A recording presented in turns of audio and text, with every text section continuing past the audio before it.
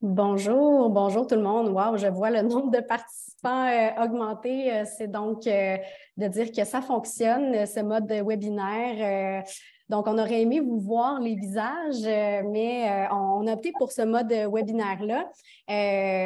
Donc, on ne peut pas se voir, mais on voit que vous êtes là, ça augmente. On va aussi pouvoir vous donner la parole éventuellement. On veut vous entendre, on veut entendre vos commentaires, vos expériences, vos questions aussi. Donc, on va pouvoir vous donner la parole éventuellement. On va commencer, je vous dirais, à 12h05 là, pour laisser le temps aux gens qui peut-être auraient des meetings là, qui se terminent à midi pile de se joindre à nous, mais on voit que de toute façon, il y a quand même une bonne assemblée déjà.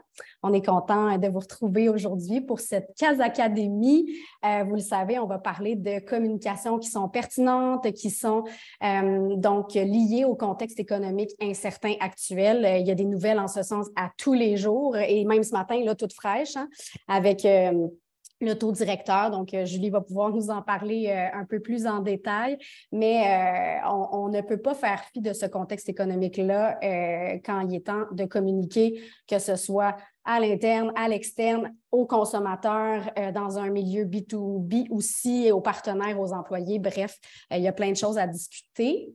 Et donc, je vais prendre le temps de me présenter, de présenter mes collègues qui sont avec moi. Donc, Catherine Chantal-Boivin, je suis vice-présidente création et associée chez Casacom et j'aurai le plaisir de vous parler de marque employeur. Alors, vous allez comprendre pourquoi on parle de marque employeur, évidemment, un peu plus tard. Je suis accompagnée de Mylène Demers, qui est directrice principale communication d'entreprise et associée aussi chez Casacom, qui va nous parler de communication interne. Évidemment, très important en ces temps incertains.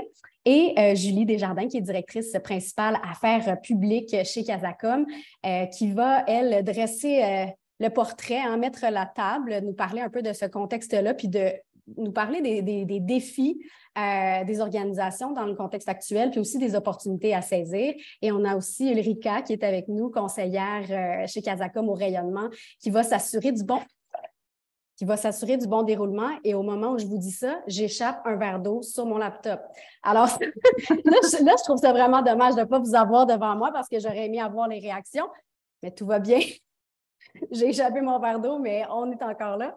Donc, Ulrika ne peut pas, évidemment, éviter ce genre de gaffe-là, mais elle va tenter que le déroulement se passe bien. Elle va lancer des sondages, entre autres, on veut vous entendre, puis elle va aussi gérer les périodes de questions. Donc, on va commencer avec la section de Julie. Et à la fin de chaque section, on va ouvrir une petite période de questions parce que l'information est fraîche dans votre esprit. Donc, on va ouvrir 1 à 2 questions.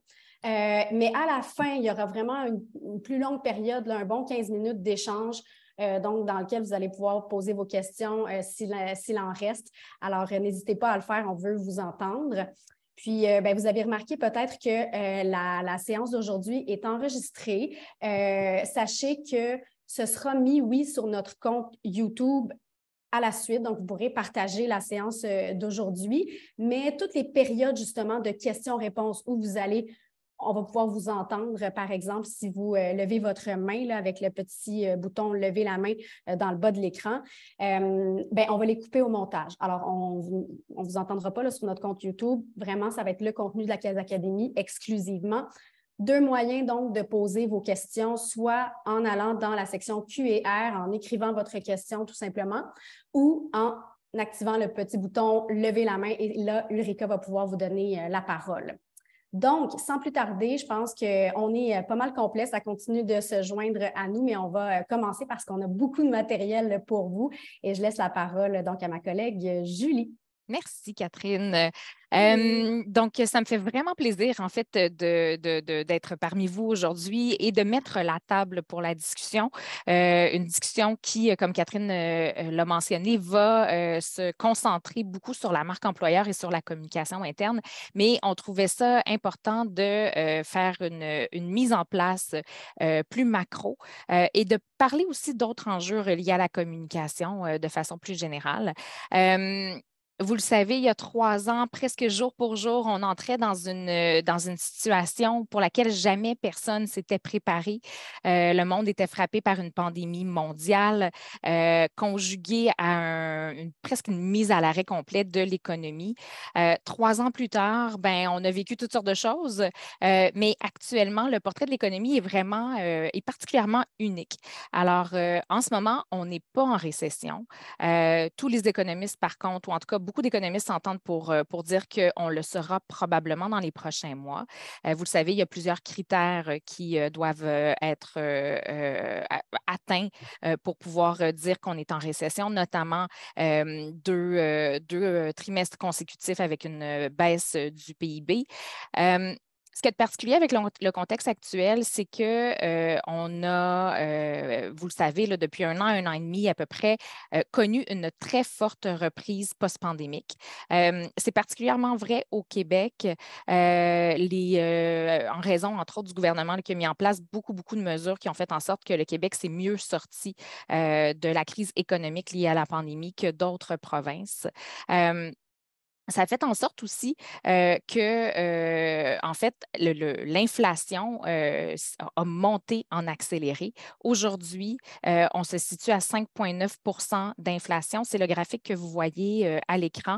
La ligne bleue et la ligne moyenne là, qu'on regarde. Alors qu'on souhaite se retrouver idéalement dans la fourchette entre 1 et 3 donc la zone grisée là, que vous voyez à l'écran.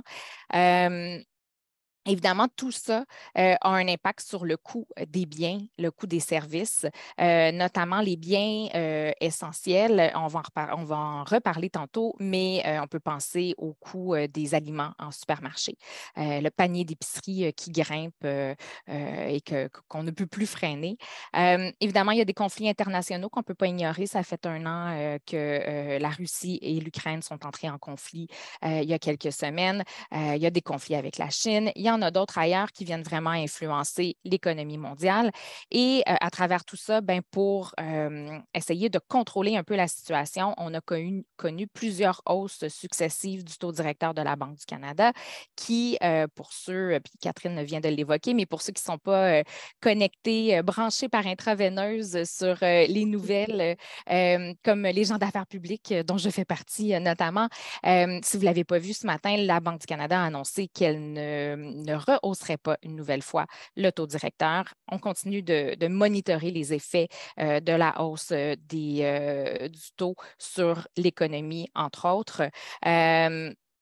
Mais donc, l'objectif, en fait, à ce moment-ci, c'est vraiment de revenir à un taux d'inflation qui serait moyen. Alors, les experts de la Banque du Canada s'attendent à ce qu'on revienne à un 3 environ en milieu d'année. Alors, on verra s'ils ont raison. On va laisser ça entre les mains des économistes, un groupe dont je ne fais pas partie. Mais à travers tout ça, ce qu'il y a vraiment de particulier cette fois-ci, c'est qu'on est encore, malgré tout, en situation de plein emploi. Donc, le taux de chômage se maintient auprès des creux historiques. Le nombre de postes vacants, et ça aussi, on va y revenir plus tard quand on va parler de marque employeur, demeure très élevé. Et donc, tout ça, ça fait une espèce de cocktail économique qui est particulier, qui est inhabituel. Et à ce moment-ci, avant de rentrer sur les impacts sur les entreprises, j'aurais envie de vous demander, est-ce que vous ressentez à ce moment-ci les effets de l'incertitude économique sur vos activités de communication et de marketing? Alors, petit sondage express, on va vous laisser 1 minute pour y répondre. Évidemment, il n'y a rien de très scientifique et de très exhaustif, mais on va juste prendre le pouls un peu de ce que vous ressentez de votre Et côté. vous pouvez répondre à vous pouvez cocher plus qu'une réponse.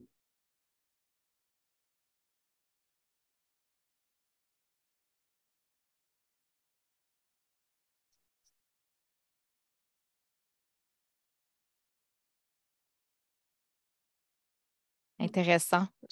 On voit la courbe bouger un peu, mais on voit là, tranquillement, tu sais, il y a des impacts sur les budgets, il y a des impacts sur les ressources humaines.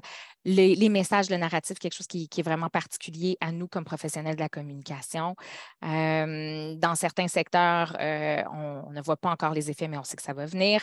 Puis on voit quelques confiants qui pensent que ça ne les affectera peut-être pas particulièrement. Fait qu'on va voir, mais l'idée, c'était de prendre le pouls à ce moment-ci. Puis on pourra, quand on ouvrira les micros, évidemment, ça va se préciser. Tout ça, vous pourrez nous parler un peu de ce que vous vivez comme situation. Alors, parlons maintenant des impacts sur les entreprises et sur les consommateurs. Comment ça se vit à l'interne du côté des entreprises? Alors, vous le savez, on a connu dans les 3 dernières années particulièrement des perturbations dans les chaînes logistiques, dans les chaînes d'approvisionnement. Un des exemples très, très frappants là, auxquels on peut penser, c'est vraiment dans le secteur automobile. On est dans une situation qu'on n'a jamais connue, c'est-à-dire que auparavant, notre voiture nous laissait tomber une fois de plus, puis on se disait c'est assez, je m'en vais chez le concessionnaire, on signait notre contrat, puis 3 jours plus tard, on prenait possession de notre véhicule. Mais aujourd'hui, ça se peut pratiquement plus. Il faut attendre 2, 3 ans. Alors, il faut planifier la fois de trop quand notre voiture va choisir de nous laisser tomber. C'est un exemple. Évidemment, augmentation du prix des matières premières qui fait en sorte que les prix de tout ce qu'on achète augmentent, qui fait aussi en sorte qu'il y a une réduction des marges de profit des entreprises. Et tout ça, ça mène à davantage de prudence dans les décisions des entreprises. Ça mène parfois à des décisions de report d'investissement, à des décisions aussi sur les embauches qu'on avait prévues. On décide de faire des gels d'embauche, on décide de ralentir, puis même dans certains secteurs, puis on l'a vu là, dans des secteurs plus technologiques, la technologie qui souvent est comme une espèce de précurseur de ce qui va se passer dans d'autres secteurs de l'économie, des mises à pied. Donc, quelques caractéristiques très macro. Je le répète encore une fois, je ne suis pas économiste, alors je ne voudrais surtout pas insulter leur intelligence ni me substituer à eux, mais l'idée, c'est vraiment de mettre la table.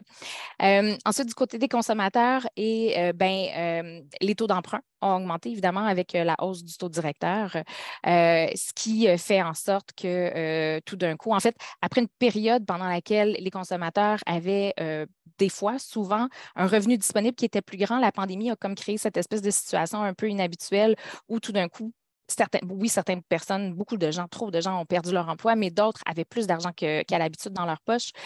Donc, ils dépensaient davantage ou ils remboursaient leurs dettes. Là, tout d'un coup, ça devient beaucoup plus difficile. L'autre exemple marquant qu'on voit, c'est beaucoup l'impact de cette hausse-là sur les taux hypothécaires. Les gens qui avaient une hypothèque à taux variable, tout d'un coup, la trouvent pas mal moins drôle là, parce que ça devient beaucoup, beaucoup plus difficile. Évidemment, tout ça, ça entraîne une diminution du revenu disponible. Et donc, les gens commencent à redéfinir leurs priorités. Comment ça se traduit? Encore une fois, si on utilise des exemples un peu simples, mais qui sont assez évocateurs, c'est que certains d'entre nous, on décide de réduire, par exemple, nos abonnements à certaines plateformes de diffusion. On est abonné à tout.tv, on est sur Netflix, on est sur Amazon Prime, on est sur Crave. Puis là, tout d'un coup, on fait comme, oh, attends une minute, là, ça fait beaucoup de frais à la fin du mois. Je vais en choisir quelques-unes et je vais laisser aller les autres. Ça fait aussi en sorte que les gens modifient leurs habitudes de consommation, leurs habitudes de magasinage. Donc, plutôt que d'aller faire mon épicerie chez Métro, chez IGA, tout d'un coup, je me tourne plus souvent vers Super C ou vers Maxi.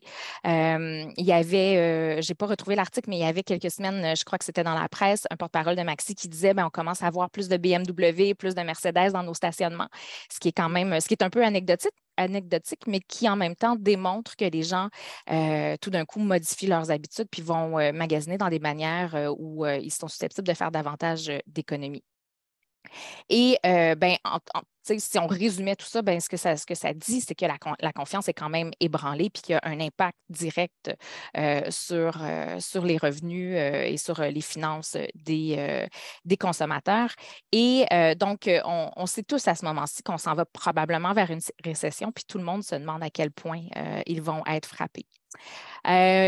plus près de nous, nous étant les communicateurs, ben, on sent aussi un impact sur les médias.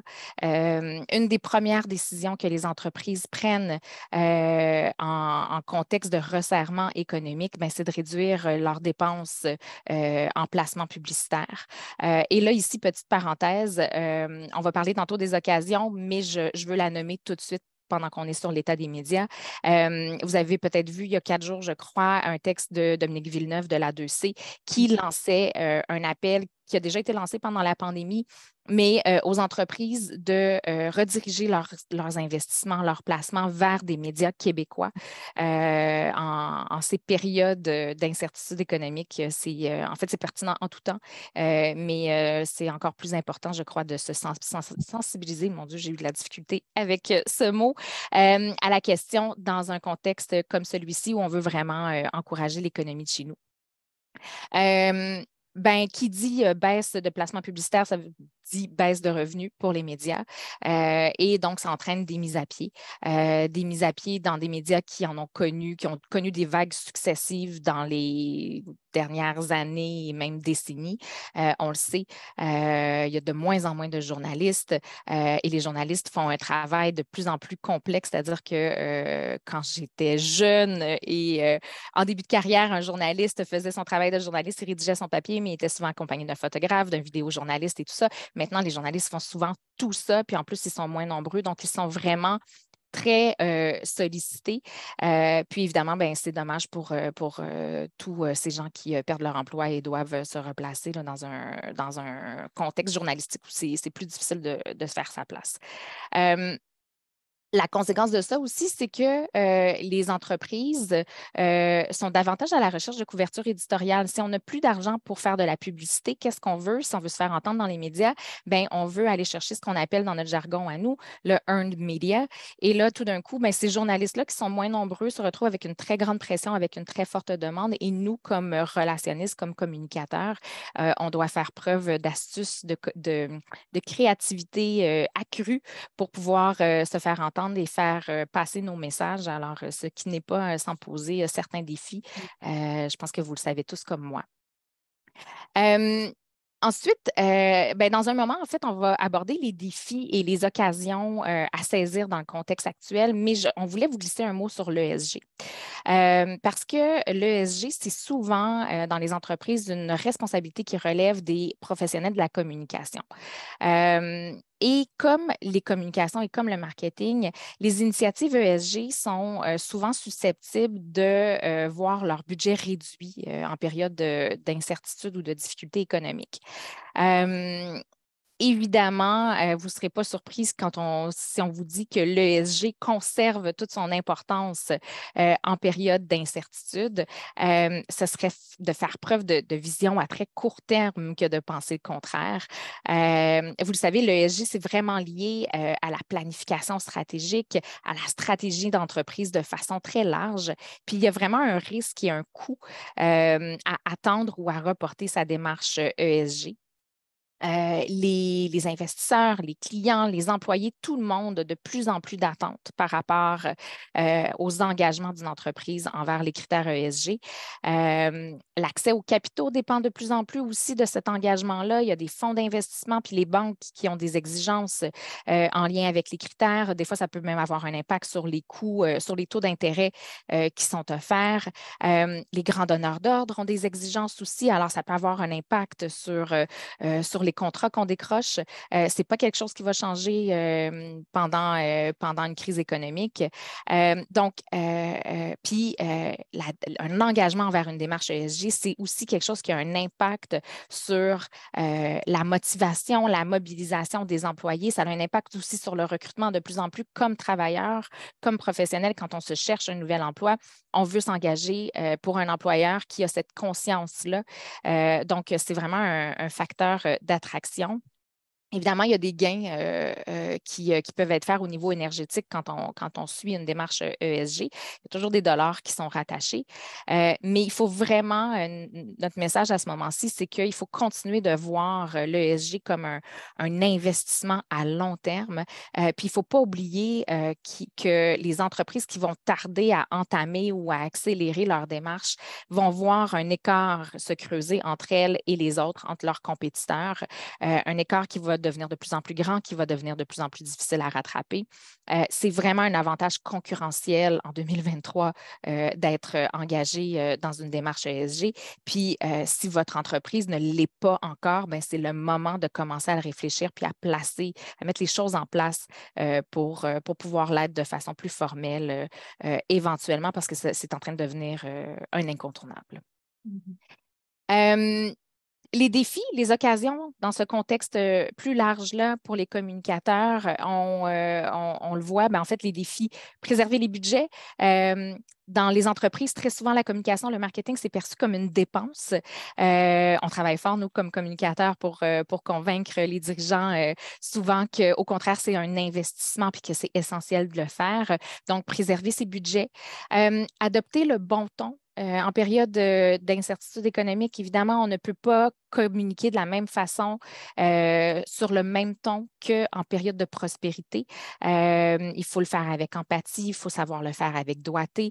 Il faut vraiment adapter ses messages, savoir rassurer, puis démontrer aussi et là, excusez-moi l'anglicisme, mais qu'on walk the talk. À travers tout ça, on veut absolument éviter de donner l'impression ou de faire preuve d'opportunisme. Et là, je parle d'impression ou de faire preuve d'opportunisme parce que des fois, les intentions sont bonnes, mais si la perception des gens, c'est qu'on est opportuniste, c'est aussi dommageable que de faire un véritable faux pas. Un des exemples auxquels je pense qu'on a vécu, qu'on a connu dans les derniers mois, c'est quand Loblaws a annoncé qu'ils effectuaient un gel de prix sur les produits de la marque Sans Nom. Il y a eu toutes sortes de critiques qui se sont vraiment fait accuser à ce moment-là de mener une opération de relations publiques. L'intention derrière était bonne, mais le timing, le contexte et tout ça a fait en sorte que malheureusement, ça a fait plus de dommages que de bien à leur image, à tout le moins. Alors, je n'ai pas les résultats de leur vente, mais au niveau de l'image, on en a beaucoup parlé dans les médias et pas pour les bonnes raisons, malheureusement. Évidemment, maintenir une vision long terme, on touche à ce point-là depuis le début de mon exposé. Au niveau des opportunités, bien évidemment, c'est important de maintenir les initiatives en cours, de trouver les moyens de le faire. Ça a été démontré, il y a plusieurs études qui démontrent que les entreprises, les marques qui ont continué à communiquer en période d'incertitude économique sont celles qui ont rebondi le plus rapidement au sortir de la crise. Alors, ce n'est pas le temps de tout arrêter. Il y a une occasion de rediriger les placements vers les médias locaux, j'en ai déjà parlé. C'est aussi l'occasion de renforcer ces initiatives de responsabilité sociale.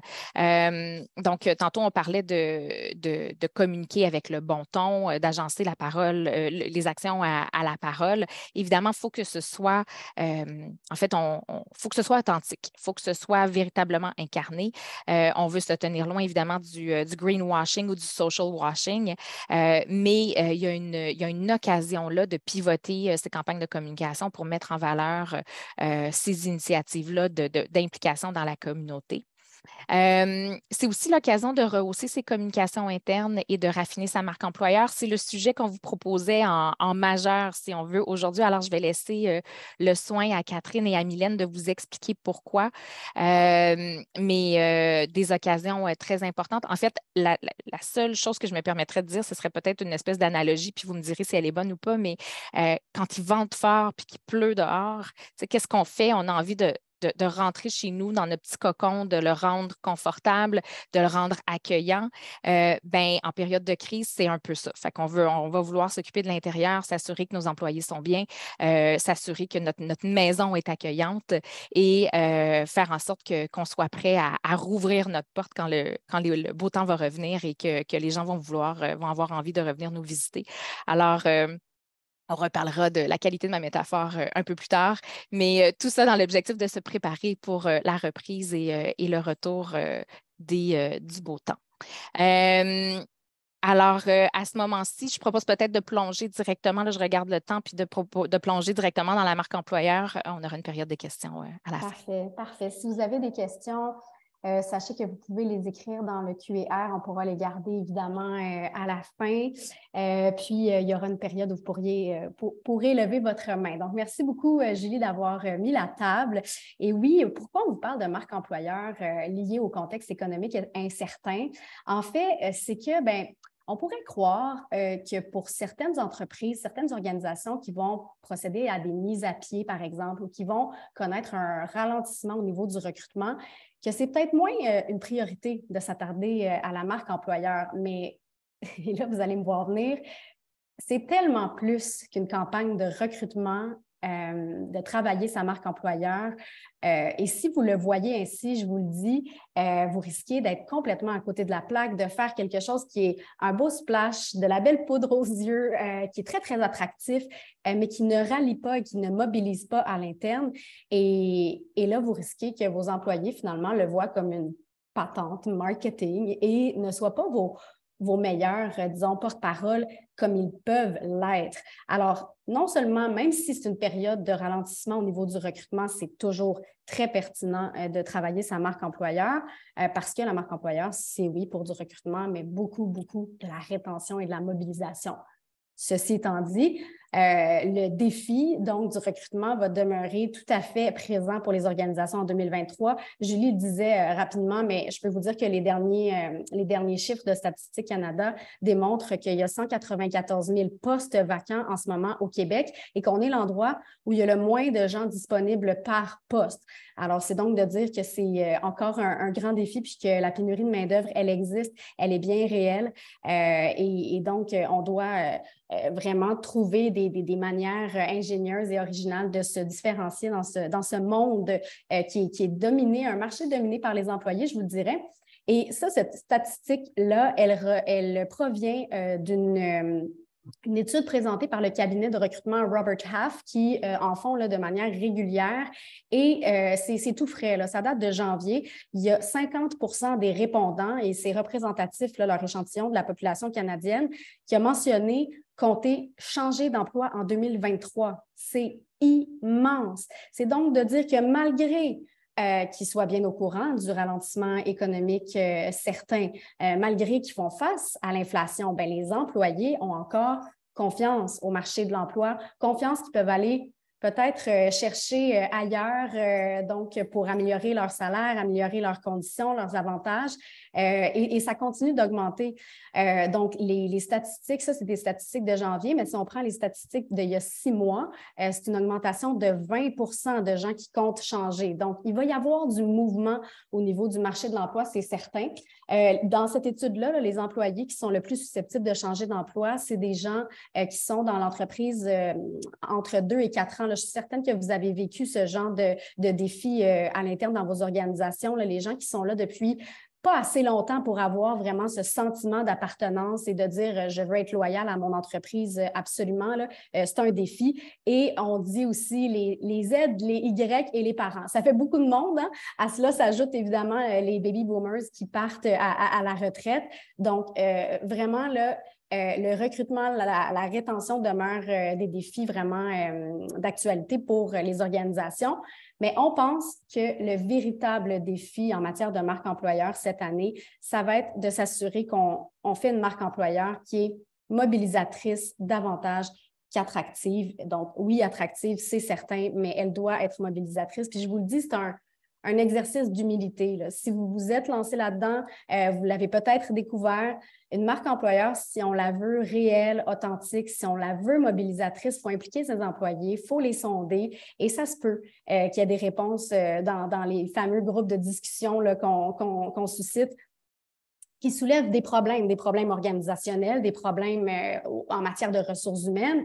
Et si on n'est pas prêt à les entendre ou à y faire face, vaut peut-être mieux pas se lancer dans un projet de marque employeur. Attention, Ça ne veut pas dire que la marque employeur vient régler tout ça, mais ça veut dire qu'elle doit être cohérente et elle doit donc être, disons, en parallèle avec des actions concrètes au niveau des ressources humaines. Puis c'est pour ça qu'on espère grandement que la majorité des organisations qui se lancent dans des marques employeurs le font conjointement entre les ressources humaines et les communications. C'est ni une affaire simplement de communication et ni un projet simplement de ressources humaines. Alors, donc, si on décide qu'on se lance là-dedans, hein, si on a envie de faire notre marque employeur, on avait envie quand même de ramener des définitions parce qu'on a l'impression qu'il y a quand même une confusion. Alors, je vous l'ai dit, la frontière entre la marque employeur, les RH et tout ça, des fois, ce n'est pas vraiment clair. Puis, on a l'impression que la marque employeur va venir régler tous nos problèmes, là, ce qui n'est pas nécessairement le cas, mais elle va venir certainement solidifier ce sentiment de fierté et d'appartenance de vos employés et vous positionner sur le marché de l'emploi. Donc, quelques définitions. L'expérience candidat. Ça, c'est l'expérience que le candidat ou la candidate vit dès qu'il est en contact avec votre marque, donc sur vos plateformes de recrutement, mais lors du processus d'emploi aussi. Alors, assurez-vous que votre marque employeur, votre personnalité en tant qu'employeur, elle est déployée dès ses premiers contacts. Alors, évidemment, partout dans vos offres d'emploi, on doit sentir votre proposition de valeur. Faites vivre un peu ce qui vous différencie à vos candidats. Faites-les rencontrer des employés avec lesquels ils pourraient travailler, qui ne sont pas nécessairement des supérieurs hiérarchiques. Donc, ça, c'est des bons ingrédients pour s'assurer que les candidats, même s'ils ne sont pas retenus, à la fin, vont peut-être devenir des bons porte-parole pour vous parce qu'ils ont apprécié leur expérience avec vous. Et déjà, là, leur perception de vous se fait à partir de ce moment-là. Ensuite, l'expérience employée, bien là, évidemment, c'est tout ce que l'employé va vivre tout au long de son travail et j'insiste sur tout au long jusqu'à la fin de l'emploi parce que les ex-employés aussi peuvent être des très, très bons porte-parole si on garde de bonnes relations avec eux. C'est utopique de penser qu'il n'y a personne qui va bouger et qui va quitter votre organisation cette année. Il y a des mouvements, la vie fait en sorte des fois, on change de priorité, de défi et ça va ainsi. Si on réussit à établir une belle relation jusqu'à la toute fin avec nos ex-employés, puis qu'on continue à nourrir la relation, c'est surprenant à quel point, bien, premièrement, ils vont peut-être revenir, ça arrive, ou ils vont nous référer des gens, ou ils vont parler donc de leur expérience qu'ils ont appréciée. Alors, c'est important de considérer l'employé, je vous dirais, jusqu'à la fin et même après sa période d'emploi. Et la marque employeur, bien, qu'est-ce que c'est? C'est ça. Ça présente les éléments attractifs, disons, de l'expérience employée pour mobiliser les employés, les retenir, mais aussi attirer les bons candidats. Alors ça, c'est nos définitions pour, je vous dirais, donc démystifier un peu le tout.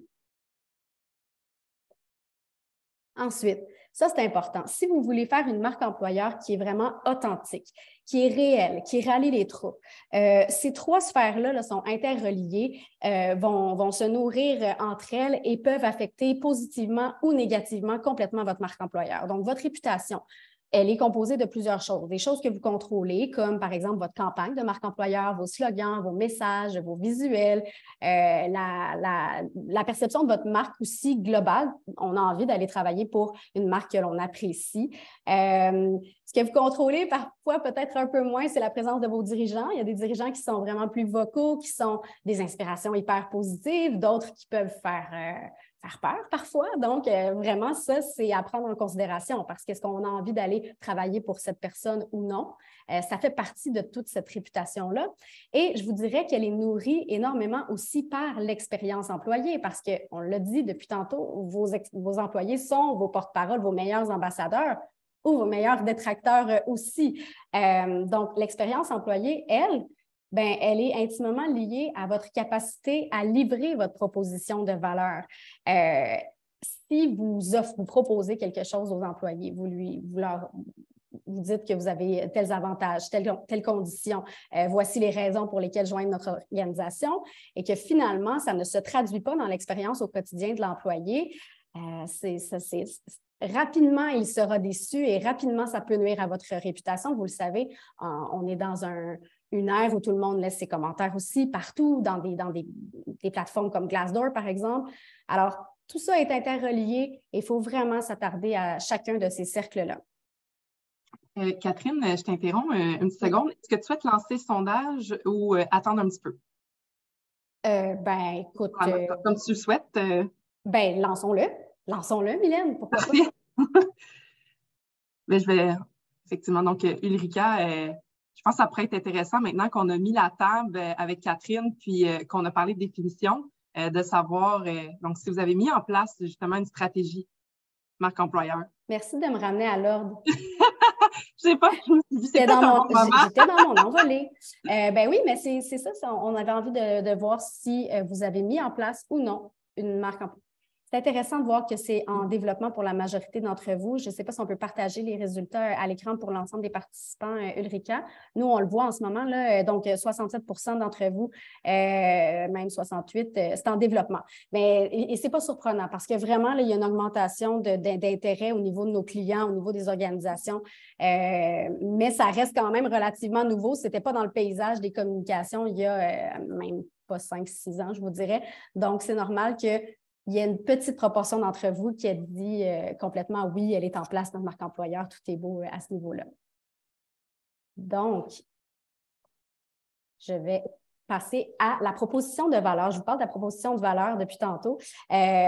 Voici ce sur quoi elle s'appuie. OK? Ça vous donne des idées comment bâtir votre proposition de valeur employée. Elle peut prendre vraiment plusieurs formes, là, que ce soit un document exhaustif, que ce soit un paragraphe simple ajouté à votre page carrière, que ce soit 6 raisons de travailler chez nous en points très illustrés. Vous décidez comment l'illustrer, mais elle se base là-dessus. Et ce qui est important avec une proposition de valeur employée, on l'a dit, qu'elle soit vécue réellement à l'interne, qu'elle se base sur vos vrais traits distinctifs et non ceux que vous présumez être, donc inspirés de ce que vos employés vous donne comme raison de pourquoi ils restent chez vous, et qu'elle soit écrite, partagée à tout le monde, que tous les employés à l'interne puissent en parler, puissent parler à leur entourage de pourquoi c'est intéressant de travailler chez vous, et qu'elle soit révisée. Je vous dirais même annuellement via un sondage peut-être pour voir, OK, par exemple, on pourrait dire qu'on est dans un endroit, une organisation qui mise vraiment sur le développement puis les plans de carrière, puis finalement, tout ce qu'on voulait mettre en place n'a pas été vraiment mis en place par nos gestionnaire. C'est pas constant. Puis au courant de l'année, on se rend compte qu'on ne peut plus vraiment dire ça. Soit qu'on fait des ajustements puis qu'on met en place ce qu'on a dit qu'on mettrait en place, ou on ajuste notre proposition de valeur. Elle est évolutive. Contre-exemple, je vous parle depuis tantôt de faire une marque employeur qui, on disait walk the talk, là, donc c'est exactement ce contre-exemple-là montre tout à fait ce qu'il ne faut pas faire. Donc, en apparence, puis j'exclus toutes les frasques d'Elon Musk et de Twitter. Là, franchement, je prends vraiment juste Tesla. En soi, l'entreprise, la marque peut avoir l'air attrayante, innovante, novatrice. Leur proposition de valeur sur le site, c'est un endroit peu hiérarchique, collaboratif. Et finalement, il y a tellement de données qui existent comme quoi c'est un environnement de travail toxique. Il y a des employés qui ont créé des groupes de discussion, des forums, des anciens employés qui parlent des gestionnaires qui menacent les employés, qu'Elon Musk est en train de les regarder via des caméras, une ambiance de Big Brother. Il y a eu des départs en masse de gestionnaires, plus de 88 gestionnaires qui sont partis entre 2019 et 2021. Bref, la vérité, c'est qu'on ne peut pas se reposer sur le paraître. Et donc, ce qu'on veut projeter à l'externe, il faut vraiment que ça se vive à l'interne. Donc, voilà. Maintenant, les étapes d'une marque employeur réussie, on commence par des sondages, des groupes de discussion, de l'analyse de notre compétition, évidemment. Et on mobilise dès ce moment-là parce qu'on implique nos employés, parce qu'on les sonde, parce qu'on leur dit que c'est important que la marque employeur reflète ce qu'ils vivent au quotidien, donc on veut leur opinion. Alors, dès ce moment-là, ils commencent à voir, OK, bon, c'est pas simplement une campagne, là, on est en train de nous consulter, il va y avoir des mesures prises. Évidemment, après ça, il y a de la création, le développement d'un plan. pas simplement une campagne. Hein. Faites une campagne, mais attachez-la d'un plan complet avec des activités à l'interne, à l'externe, au courant de l'année. Comment je la fais vivre, ma marque employeur? Puis, bien évidemment, après ça, c'est le déploiement qui, on l'espère, va stimuler la fierté à l'interne et attirer les bons candidats. Donc, une question qu'on reçoit souvent. Alors, j'avais envie d'en parler parce que, je vous l'ai dit, c'est un exercice d'humilité. On part des groupes de discussion et même si le but, c'est de savoir pourquoi les gens restent, évidemment, les frustrations et les problèmes organisationnels vont souvent surgir lors de ces groupes de discussion. Et puis, on peut un peu avoir la tête qui tourne. Est-ce qu'on doit attendre d'avoir réglé tous nos problèmes au niveau ressources humaines avant de lancer une marque employeur? La réponse, c'est non, parce qu'évidemment, c'est utopique de croire que c'est possible que tout le monde soit satisfait à tous les niveaux. Par contre, si vous n'avez aucune volonté de faire aucune amélioration, aucun changement, je vous dirais, ne lancez-vous pas dans une marque employeur, ce n'est pas le bon moment. Ça va donner une coquille vide et donc quelque chose qui ne fait qu'attirer.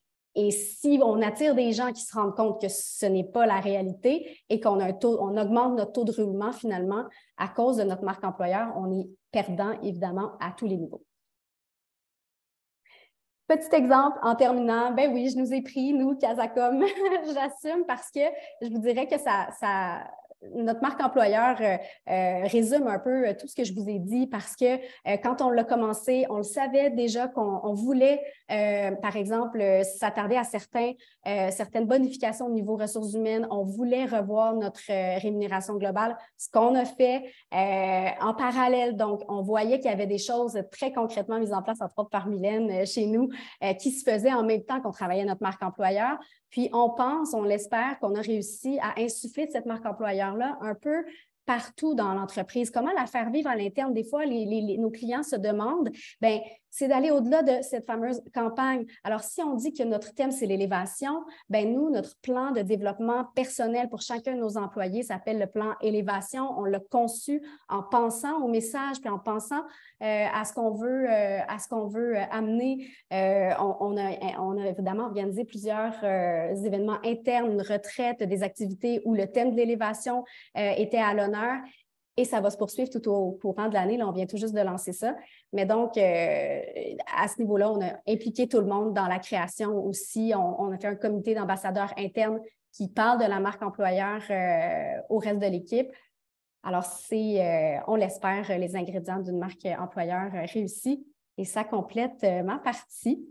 Alors, on va passer à ma collègue Mylène.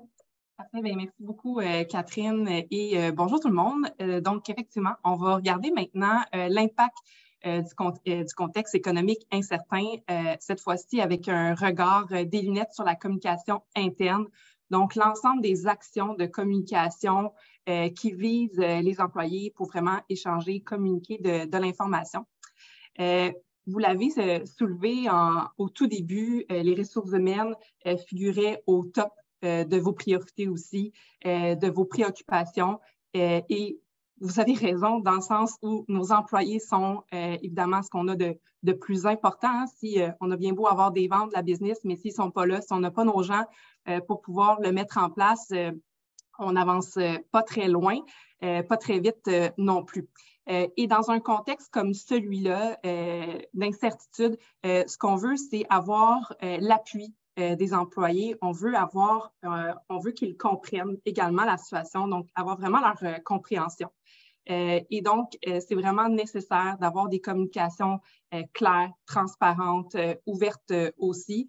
Et donc, notre objectif comme gestionnaire, dirigeant, c'est vraiment de rassurer les employés dans un contexte, dans une situation comme on le vit en ce moment, et donc d'adapter ces communications au moment qu'on vit en ce moment, actuellement. Donc, premièrement, on souhaite communiquer de façon régulière, avec transparence, avec prudence également. Donc, selon vos habitudes de communication ou encore le niveau, évidemment, d'impact que, par exemple, la récession ou le contexte économique a sur votre organisation. Donc, c'est de définir la bonne fréquence et cadence de communication en lien avec le sujet. Évidemment, on veut éviter de créer de l'anxiété aussi en sur- ou en sous-communicant. Donc, c'est vraiment de définir la bonne fréquence. Définir c'est quoi le bon ton, évidemment, le ton qui est approprié, le bon canal de communication. À cet effet-là, justement, au niveau du canal de communication, bon, avec la menace d'une récession, il faut savoir que chez les employés, ça cause de l'anxiété. Ça peut soulever, entraîner du cynisme ou encore une baisse de performance. Donc, un courriel, par exemple, c'est moins possible, évidemment, de faire passer ou pas autant qu'on voudrait de l'empathie, de l'humanisme, des émotions. Donc, vraiment favoriser les présentations en direct, le contact humain, rencontrer vos gens sur le terrain, en personne. C'est vraiment comme ça là, ça va faire toute une différence, en fait, pour vos troupes. Puis bon, je pense que la grande question aussi qu'on se pose, c'est qu'est-ce qu'on communique, jusqu'où on va avec la transparence. Évidemment, il n'y a pas lieu de tout dire dans le fin détail, mais ultimement, ce que veulent savoir les employés, c'est où va la direction, c'est quoi ses priorités, les grandes réflexions qu'elle a. Ce qu'on souhaite, en fait, c'est que lorsqu'on va mettre en place des changements, qu'on ne crée pas de grandes surprises. OK? Donc, c'est de se doter d'un plan stratégique en fonction du contexte économique actuel, de se faire un plan d'action, puis d'adapter nos communications, vraiment faire en sorte qu'ils soient bien alignés sur ce plan-là. Bon, quelques questions également, puis c'est répondre de façon proactive aux questions que vos employés pourraient se poser. J'ai ici quelques exemples de questions là, que vous pouvez, des discussions que vous pouvez amorcer avec eux. C'est quoi les plans de l'entreprise face à la tempête? C'est quoi les changements auxquels on peut s'attendre? C'est quoi l'impact que ça a sur moi, sur mon travail, sur mon département? Est-ce qu'il va y avoir des mises à pied?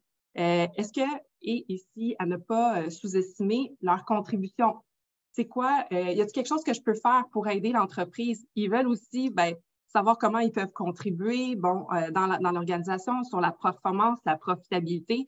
Donc, vraiment aussi d'inclure les employés dans tout ça, c'est un gage. En fait, ça va vraiment aider à les mobiliser, de sentir qu'on fait tout ça ensemble avec toute notre troupe.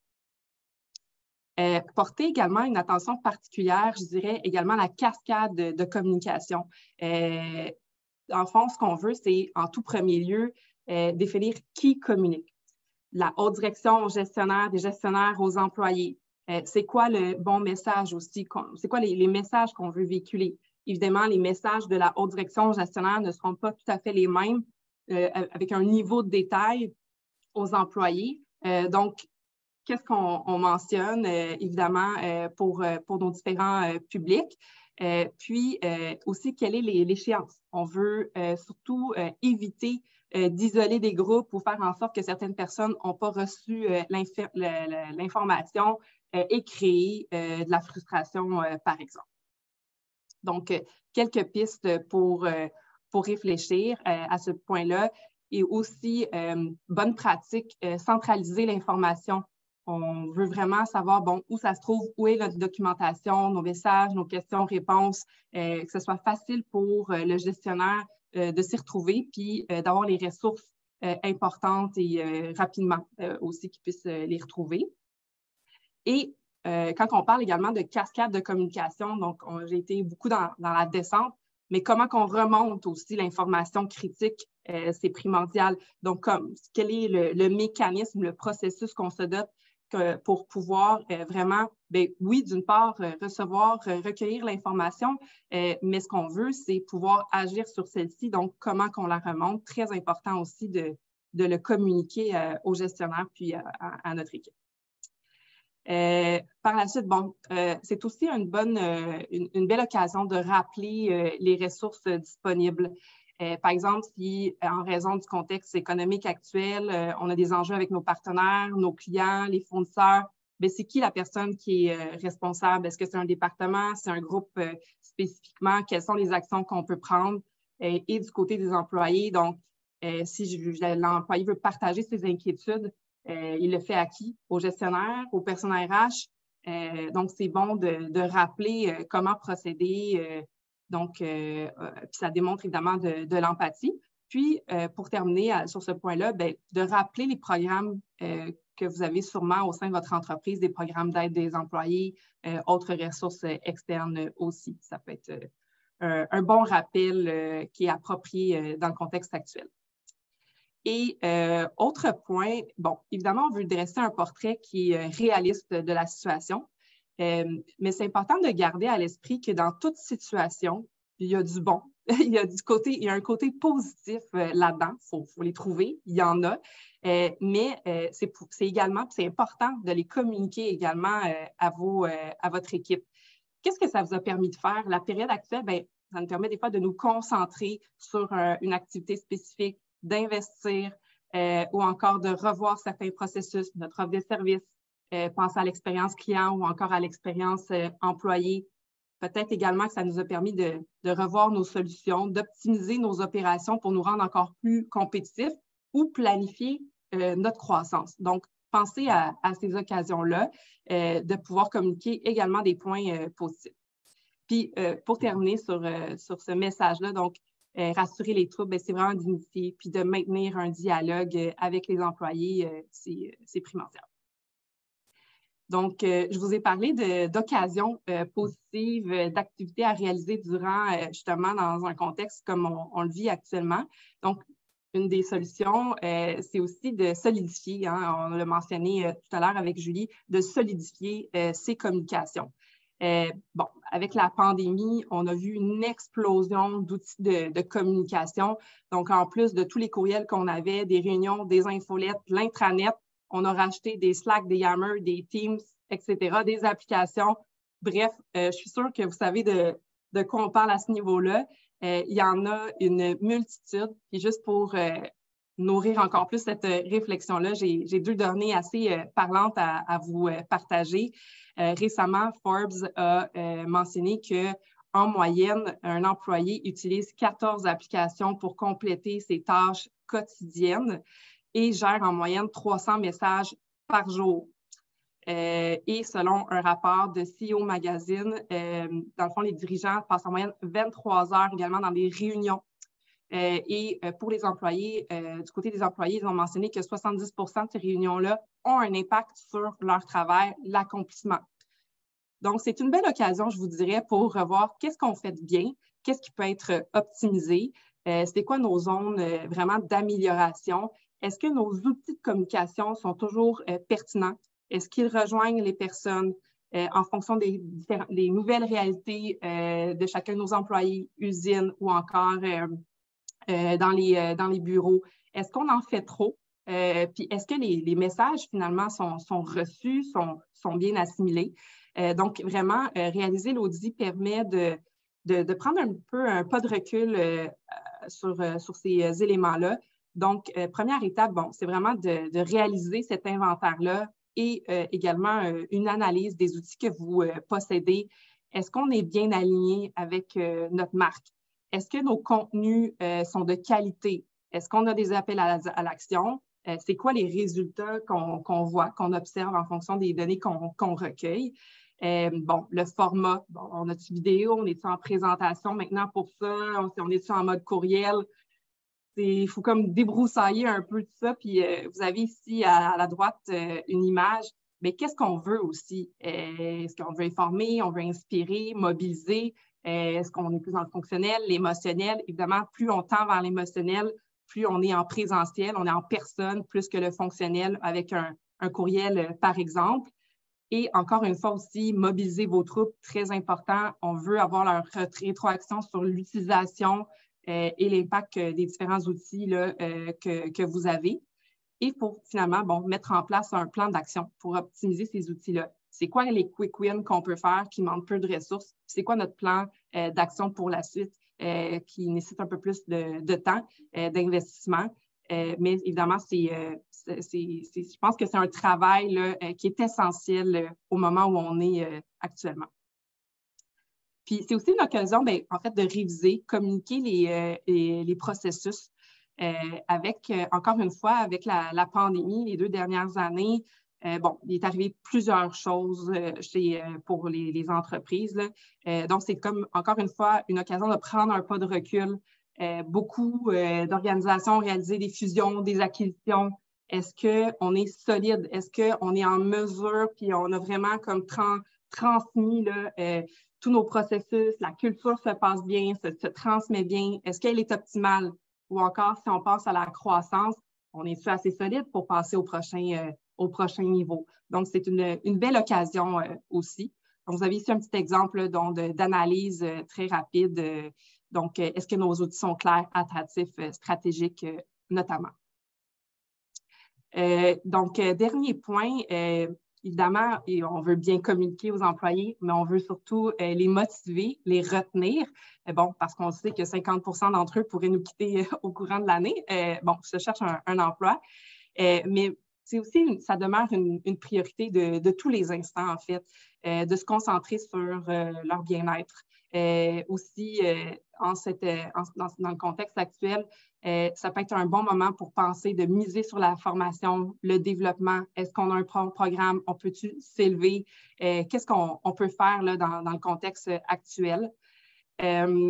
Autre bonne pratique que je vous dirais d'implanter, c'est contexte économique ou pas, mais c'est vraiment de réaliser un sondage en fait trimestriel anonyme pour prendre le pouls de vos employés, en plus d'un sondage annuel. Avec quelques questions récurrentes pour mesurer leur niveau de bien-être, de satisfaction, le niveau d'engagement, où on en est, est-ce qu'on a des irritants? Ça nous permet vraiment de les aborder, les adresser le plus rapidement possible. On veut éviter de les laisser traîner. On sait qu'ils ont un impact direct sur leur satisfaction, leur engagement. Ou encore sur des thèmes spécifiques. Avez-vous des idées à tester? Est-ce que vous voulez faire une rétroaction? Vous voulez avoir leur avis sur des événements passés ou à venir? Plus vous les sondez, plus ils se sentent mobilisés.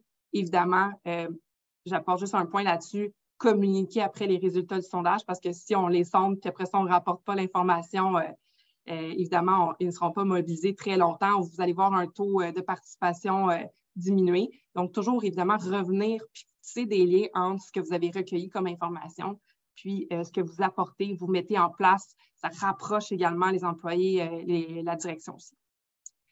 Et bien, pour terminer, pensez à organiser également des activités d'équipe rassembleuses qui sont simples, toutes simples, mais qui sont économiques aussi. Ça fait du bien de savoir penser au contact humain, je vous dirais, pour clore le sujet de la communication interne. Il y avait une question en lien avec la présentation.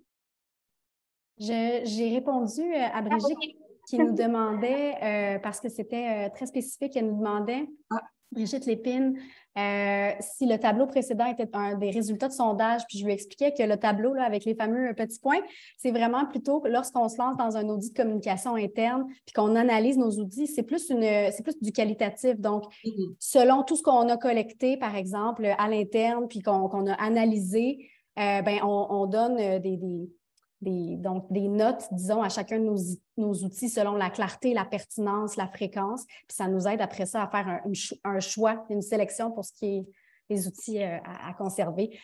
Nous, on peut rester encore quelques minutes. Ça va nous faire plaisir s'il y a des gens qui veulent poser des questions. On sait qu'on n'a plus de temps, malheureusement, mais si vous voulez rester encore 10-15 minutes, là, il n'y a aucun problème. Si vous avez des questions, allez-y, on est là pour ça. Sachez que la présentation va être sur notre compte YouTube, alors vous allez pouvoir la revoir sans problème.